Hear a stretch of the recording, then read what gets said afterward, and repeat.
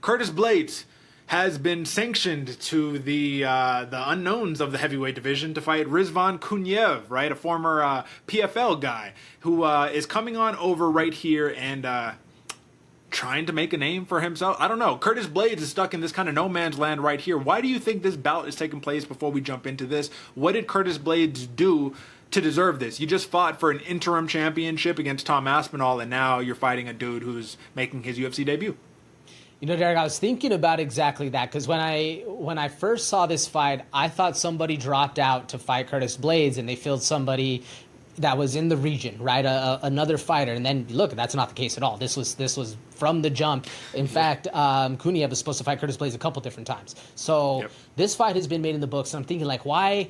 I'm with you. Why has Curtis Blaydes, or how has Curtis Blaydes found himself there?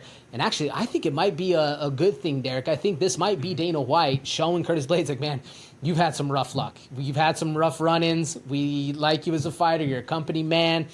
Here's an unknown fighter. You're going to be in Azerbaijan, but go make a play. Like, go get your name back up, because I do think Curtis Blaydes has a fan base where people want to see him. He's just been on the wrong end of the knockouts lately, brother. Fair. I think longevity is the other play right here, man. He's been around for so long. I don't want to be on the dramatics that everybody is on right now, but I do think that this is probably the worst the UFC's heavyweight division has been in a long time. Like, there's nobody there. Who is there to fight? Who's a top 10 fighter that can give a challenge to Curtis Blaydes right now that hasn't already beaten him, or that he hasn't already fought and beaten, you know? So, all right, enter Rizvan Kuniev, who is most notably known for a victory against Hanan Faeda and then popping for all types of steroids and getting that overturned into a no contest. It was a decision victory, though, so, like, shout out, because after that fight, Hanan Faeda went to fight Francis Ngannou and got knocked out by Ngannou, so it just kind of was what it was. But impressive nonetheless. His biggest accolades here, AJ, is an 11-fight unbeaten streak, we're going to call it that, 4 first-round knockouts in his last 10, and he was an Eagle FC champion, which I actually think is now a defunct promotion. I don't think Eagle FC exists anymore. So, you got a dude who fought on the Contender Series a couple of times. He's got a crispy left hook for a heavyweight. Like, I will say, he has decent striking for a heavyweight. But outside of that, what can he do to have victory here against Curtis Blaydes? I just feel like this is literally a gimmick setup fight for Curtis Blaydes, and I don't have much on it. What do you think? I was reading my notes, trying to find a way, Derek, and I realized you said exactly what it is. Like, fast hand, solid chin. He can work the combos, and he needs to find the moments where he hits hard. But Curtis Blaydes, like, I feel like we're talking about levels right here where, you know, this dude's fighting the top cream of the crop in the heavyweight division. Yeah, getting knocked out, but going up against the level of what we've seen, we haven't really seen it. And no offense to the PFL fighters, like, we have not seen a PFL fighter enter the UFC and just make massive waves.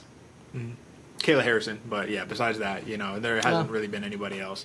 I wrote the same. I wrote the same thing on my notes right here, man. You fought strikers like Tom Aspinall, Sergey Pavlovich, Jairzinho Rozenstruik, and Alexander Volkov, and you think this dude is going to give him problems? I think Curtis Blaydes can keep the fight standing the entire fight and win completely that way. I think he could wrestle him. I do have an interesting quote here for you, though, and this is Curtis Blaydes' reaction to finding out about Kuziev's PED pop, right? He said, essentially, all he had saw was the Dana White Contender Series fight, the last one against Hugo Cunha, and he was like, yeah, he's just another regular heavyweight, bro, nothing special, all right, you know? Then he found this out, and then he's like, all right.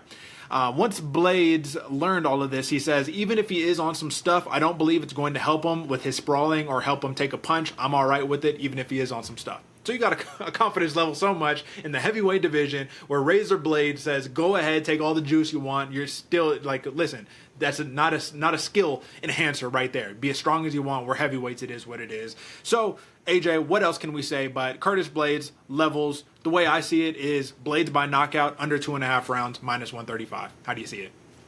Couldn't have said it any better, Derek. Myself, that is literally the line. Any possibility this goes longer? Under 2.5? No. I'd be surprised if this makes it over 1.5.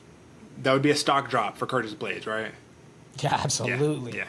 All right, fair. Well, again, folks, short and sweet. We don't got much on that. Blaydes is currently tracking as a minus 260 favorite right now. And when we look at a knockout odd for Curtis Blaydes, we are tracking Plus 130. I'm surprised that is plus money. I figured it would have been a minus money. I would take that plus 130 knockout all day long and twice on Sunday. All right, let's move on to the next one here. AJ, again,